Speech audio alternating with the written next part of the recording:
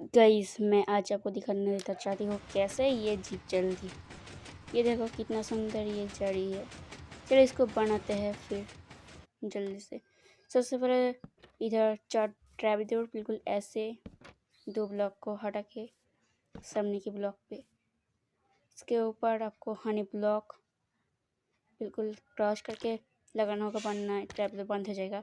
ऐसे 2, फिर इधर स्टिकी पिस्टन, फिर 2, फिर साइड पे 1, फिर आपको सिर्फ पिस्टन और आप इसको ब्लॉक से इधर लगा देना। उसके ऊपर ऑब्जर्वर, इस साइड पे सेम ऐसे ही जो फेस करनी है स्टिकी पिस्टन के ऊपर, उसके बाद ग्लास, फिर इधर स्टेयर